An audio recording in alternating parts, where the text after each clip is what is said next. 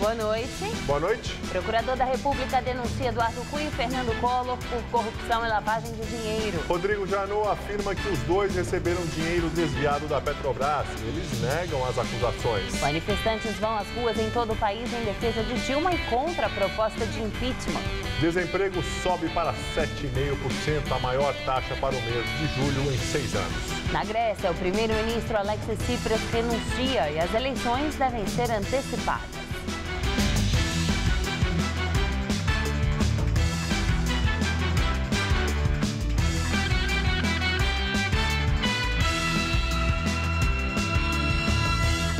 Manifestantes ligados às centrais sindicais e movimentos sociais fazem atos em vários estados em defesa da presidente Dilma Rousseff e contra a proposta de impeachment. A repórter Sabrina Pires acompanha a manifestação aqui em São Paulo e tem mais informações. Sabrina? Gabriel, olha, o protesto terminou agora há pouco, a Avenida Paulista ainda bastante tomada por alguns manifestantes que permanecem aqui na avenida. No sentido do Paraíso, a gente consegue observar que o trânsito começa a ser liberado, mas no sentido da Consolação, ele permanece bloqueado. As pessoas já estão voltando para casa, mas como tinha muita gente durante esse protesto, que começou por volta de 5 horas da tarde no Largo da Batata, na zona oeste de São Paulo, eles saíram em caminhada, foram pela Avenida Brigadeiro Faria Lima, subiram a Avenida Rebouças e aí chegaram aqui na Paulista e encerraram um ato aqui. São centenas de pessoas, as pessoas estão indo embora agora, a via começa a ser liberada neste momento, muito policiamento também por aqui, mas sem nenhum incidente grave registrado pela PM. Voltamos ao estúdio. Além de São Paulo, outros 20 estados e o Distrito Federal também tiveram manifestações. Mesmo debaixo de chuva, aqui em São Paulo, o protesto em apoio à permanência da presidente Dilma no governo saiu do Largo da Batata, na zona oeste da capital, e os manifestantes seguiram caminhando pela Avenida Brigadeiro Faria Lima, depois foram pela Avenida Rebouças até chegar na Avenida Paulista, no MASP. Agora sim, vamos mostrar a situação dos outros 20 estados e do Distrito Federal que também tiveram manifestações. Em Curitiba, Paraná, representantes do MST, MTST e da CUT realizaram ato em defesa da democracia, das moradias populares e do atual governo. De acordo com os organizadores, cerca de 5.000 pessoas estavam presentes. Já segundo a PM, eram 600 pessoas. No Rio de Janeiro, manifestantes se concentraram na Candelária e saíram em passeata em direção à Avenida Rio Branco, que ficou interditada. Os participantes se posicionaram contra a corrupção na Petrobras e a favor de direitos dos trabalhadores. Em Maceió, Alagoas, membros da CUT protestaram contra o ajuste fiscal e a favor da reforma política dos direitos trabalhistas e da democracia. Os organizadores calcularam 1.200 pessoas, a PM 500. Em Fortaleza, Ceará, os manifestantes seguiram em passeata pelas ruas do centro em direção à Praça do Ferreira, onde representantes sindicais e de movimentos sociais discursaram em trio elétrico. A CUT estimou 20.000 participantes, a PM 2.500. E agora vamos ao comentário de política com José Neumann e Pinto sobre as manifestações de hoje. Eu vi algumas notícias que havia protesto, é o primeiro protesto da história da humanidade que é a favor. Agora, a favor de quê? Pelo que eu entendi, é a favor da ex-Dilma, da Dilma antes do Joaquim Levy. Pois bem, eu vi aí essas imagens e já dá para perceber que tem muito menos gente do que tinha domingo aí no Brasil inteiro, contra o governo Dilma, contra o PT e contra o Lula. Isso não quer dizer nada, não é isso que afere e que dá ou tira poder. Mas isso me leva a raciocinar o seguinte: faz 13 anos que eu ouço e que eu leio que qualquer movimento que houver para desestabilizar, contestar, reclamar dos governos do PT, bastará para que Stedley ponha o seu exército na rua. Agora eu vejo que o Stedley está fora de moda, é o Wagner Freitas, aquele sujeito que foi para o Palácio do Planalto e disse, claro e bom som, que vai pegar em armas na mão para defender o mandato de Dilma, que ficou caladinha lá no cantinho dela, ou seja, como minha avó dizia, concordou com o que ele falou. Pelo visto, esse perigo não existe, porque com uma manifestação pacífica que não teve uma adesão nem comparável com a adesão à manifestação contra, não vai causar a convulsão social que se anuncia que será causada caso haja qualquer reação ao poder do PT. Aliás, hoje na Folha de São Paulo, Clóvis Rossi escreveu um brilhante artigo mostrando que o PT foi expulso da rua. Aliás, ele cita Eliana Brum. É o que aconteceu. Desde 2013, o PT foi expulso da rua. Então, vamos lembrar que essa convulsão social não existe. E da mesma forma que não tem arma para manter a Dilma no poder, não tem arma para tirar. Essa história de grupos que vão à rua pedir intervenção militar é, sobretudo, uma demonstração de ignorância. Não existe no Brasil, pode escrever isso aí, não existe no Brasil um oficial da ativa de qualquer força armada interessado em intervir. Depois da lambança que foi a ditadura militar, depois do mundo que evoluiu depois da ditadura militar, não tem força nenhuma que queira, nem mesmo um oficial. Pode ter alguém na reserva e o oficial de pijama não apita nada, na verdade. Então, vamos nos concentrar nas coisas que interessam. E as coisas que interessam, elas estão dentro das instituições da democracia. Não há risco de reação com convulsão social, nem há risco de golpe e intervenção militar. Certo? Pois é. Na terça-feira estarei de volta aqui, direto ao assunto, até lá. Procuradoria-Geral da República denuncia o presidente da Câmara dos Deputados, Eduardo Cunha, e o senador e ex-presidente da República, Fernando Collor. Eles são acusados de corrupção e lavagem de dinheiro no esquema criminoso na Petrobras, desvendado pela Operação Lava Jato. Eduardo Cunha, do PMDB, é acusado de receber propina do empresário Júlio Camargo para facilitar a assinatura de contratos de aluguel de navios sonda. Em depoimento, Camargo disse que Cunha teria cobrado diretamente dele o pagamento de 5 milhões de dólares. Ainda de acordo com as investigações, foram feitas dezenas de operações de lavagem de dinheiro para legalizar essa propina. Há remessas de dinheiro para o exterior, dinheiro entregue em espécie e até depósitos para uma igreja, que teriam sido feitos a mando de Eduardo Cunha. Fernando Collor, do PTB, é acusado de receber 26 milhões de reais entre 2010 e 2014 como pagamento de propina por contratos firmados na BR Distribuidora, uma unidade da Petrobras. Delatores da Lava Jato afirmaram que chegaram a pagar faturas de cartão de crédito de Collor e que o senador recebeu parte da propina em dinheiro vivo e em mãos. Além da condenação criminal, o procurador-geral Rodrigo Janot pede a restituição do produto e proveito dos crimes no valor de 40 milhões de dólares e a reparação dos danos causados à Petrobras e à administração pública também no valor de 40 milhões de dólares. Agora, o ministro relator dos casos relacionados à Lava Jato no Supremo Tribunal Federal, Teori Zavascki, deve submeter a denúncia aos colegas. Não há prazo para a decisão, que poderá tornar Cunha e Collor réus no processo. O senador Fernando Collor usou as redes sociais para se defender e voltou a criticar o procurador-geral da República, Rodrigo Janot. O ex-presidente da República reclamou que não teve o direito de ser ouvido para apresentar sua versão sobre as denúncias. Já o presidente da Câmara, Eduardo Cunha, afirmou em nota que é inocente e que foi escolhido para ser alvo da investigação. E agora o comentário de José de Souza, direto de Brasília. Ele fala sobre a denúncia contra o presidente da Câmara, Eduardo Cunha. A conversão de Eduardo Cunha de investigado em denunciado pelo Ministério Público no STF desafia o sistema de conveniências que rege a política brasileira. O presidente da Câmara é agora formalmente acusado de corrupção e lavagem de dinheiro. Denúncia não é condenação, mas se vivêssemos num país lógico, a primeira consequência prática de um fato como esse seria um pedido de afastamento voluntário de Eduardo Cunha do cargo de presidente da Câmara, ainda que temporariamente. Mas isso não vai acontecer sem algum tipo de pressão. Eduardo Cunha ainda dispõe do apoio da maioria dos seus pares para permanecer no comando. Ele dispõe do apoio, inclusive, da oposição, que pretende utilizar a raiva do denunciado para encostar na jugular de Dilma Rousseff um pedido de impeachment. O oportunismo impede a oposição de se dar conta de que, a essa altura, qualquer tipo de aliança com Eduardo Cunha é um escárnio. Quanto ao próprio Eduardo Cunha, ele se diz perseguido e faz pose de vítima ao lado de Fernando Collor de Mello, que também foi denunciado hoje pela Procuradoria no Supremo Tribunal Federal. Fernando Collor, você sabe, é um ex-inimigo do PT que se tornou sócio dos petistas na pilhagem que foi feita na Petrobras.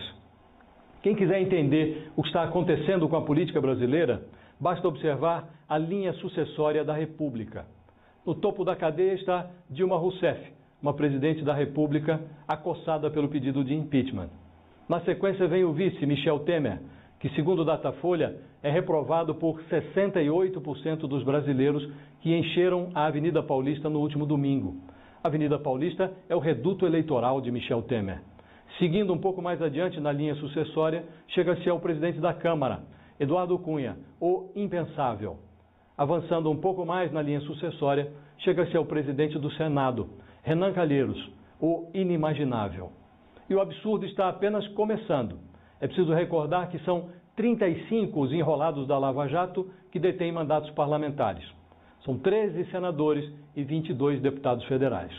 Aos pouquinhos, o Congresso Nacional vai ganhando a aparência de delegacia de polícia. Boa noite. Presidente Dilma Rousseff recebeu no Palácio do Planalto a primeira-ministra alemã Angela Merkel. Merkel chegou ontem à noite ao Brasil. Ela veio com uma comitiva de 7 ministros e 5 secretários de Estado, além de empresários alemães. Dilma classificou a visita como histórica. Neste cenário de incertezas quanto à recuperação da economia internacional, sabemos o quanto é importante essa parceria. A presidente brasileira pediu aos empresários que invistam em infraestrutura e energia elétrica.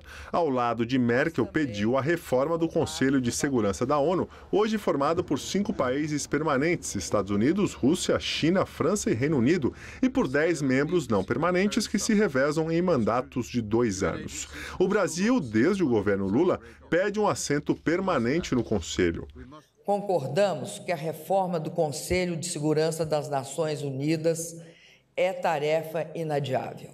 E no marco dos 70 anos da ONU, defendemos o início o quanto antes das negociações efetivas para tornar o Conselho mais representativo do mundo multipolar que todos nós vivemos. Na visita de Merkel, foram assinados vários acordos, entre eles um que deve facilitar o registro e a certificação de medicamentos e produtos médicos.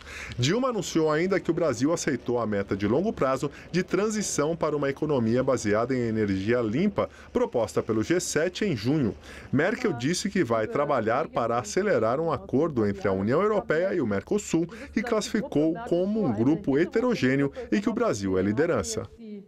A taxa de desemprego no Brasil continua subindo. Em julho, o índice chegou a 7,5%, a 7ª alta mensal consecutiva. Segundo dados divulgados pelo IBGE, é a maior taxa para meses de julho desde 2009. Considerando todos os meses do ano, é a maior desde março de 2010. Diante da elevação da taxa de desemprego no país, a presidente Dilma Rousseff afirmou que o número preocupa, mas disse ter certeza de que a situação vai melhorar. Porém, ela não deu nenhum prazo para essa mudança de cenário. A seguir, ex-presidente dos Estados Unidos, Jimmy Carter, fala pela primeira vez sobre sua doença. O trabalho do governo federal avança em São Paulo, avança no Brasil. Para garantir o fornecimento de água na região metropolitana da capital, o sistema São Lourenço será interligado, beneficiando 20 milhões de paulistas. E já estão garantidos recursos para a interligação das represas Jaguari e Atibainha. As obras no metrô da capital e no VLT de Santos vão garantir transporte mais rápido e de qualidade. E o Rodoanel vai tirar 17 mil caminhões por dia da Marginal Tietê. É o governo federal trabalhando para o Brasil avançar.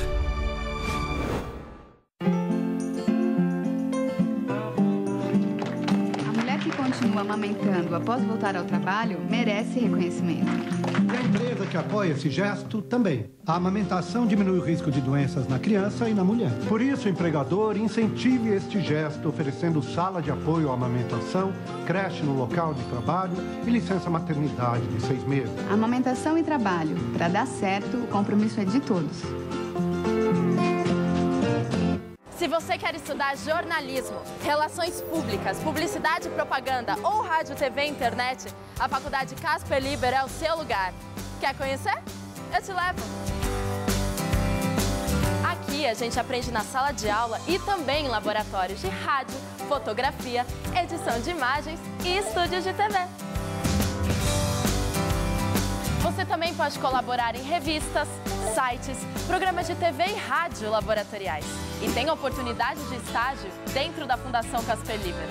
São mais de 60 anos de tradição numa localização incrível. Faculdade Casper Libero, formando os melhores profissionais da comunicação. Quer saber mais?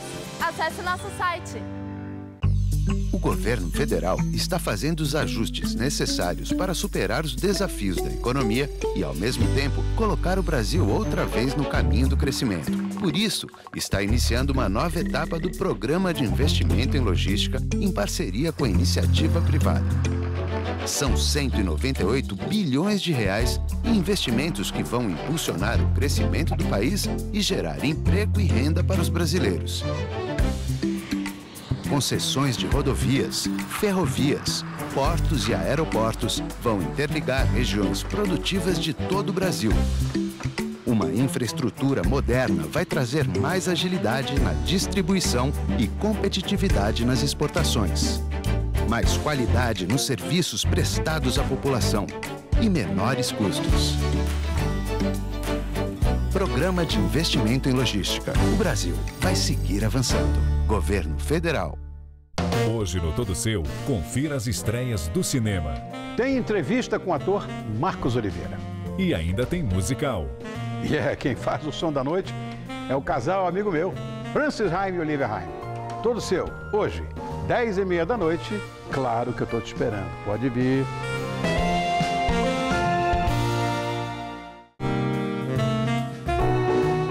Oferecimento Bombril, os produtos que brilham como toda mulher.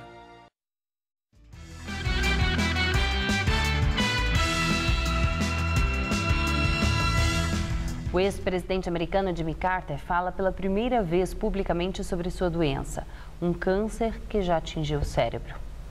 Jimmy Carter, de 90 anos, reuniu a imprensa para explicar que durante uma cirurgia para remover um tumor que tinha no fígado, os médicos descobriram que o câncer se espalhou para o cérebro. Ele vai começar a fazer radioterapia. O ex-presidente revelou que, quando foi diagnosticado, pensou que estava perto da morte, mas se manteve tranquilo. Ele disse que tem milhares de amigos e teve uma vida maravilhosa, empolgante, aventurosa e gratificante.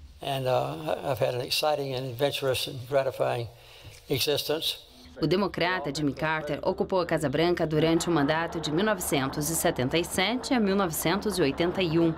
Depois de deixar o cargo, passou a ajudar a monitorar eleições e participar de campanhas de direitos humanos através do Centro Carter, que fundou em 1982.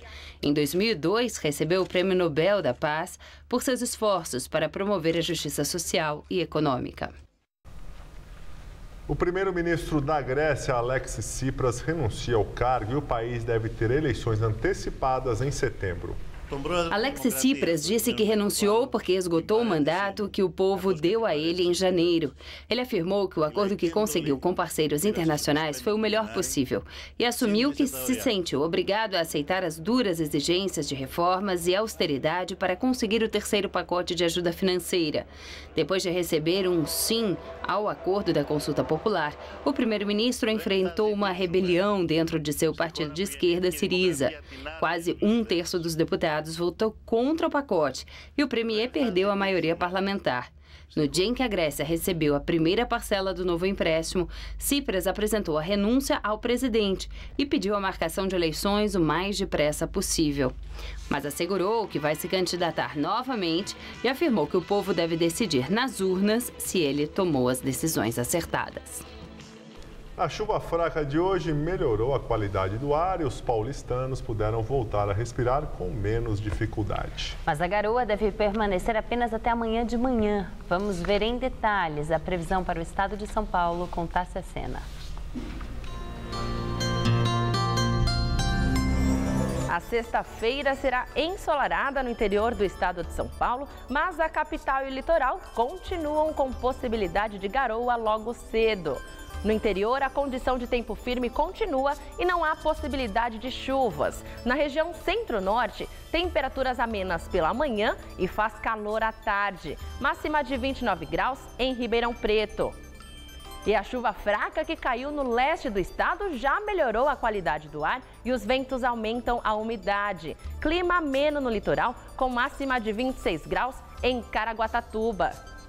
Na região metropolitana, a semana termina com possibilidade de garoa durante a manhã desta sexta-feira. Na capital, pode garoar logo cedo, mínima de 14 e máxima de 22 graus. Já o final de semana esquenta e não tem possibilidade de chuva, com máxima de 26 graus no sábado e de até 29 no domingo. A edição das 10 do Jornal da Gazeta termina aqui. Boa noite. Fica agora com o Ronivon no Todo Seu. Uma ótima noite para você e até amanhã.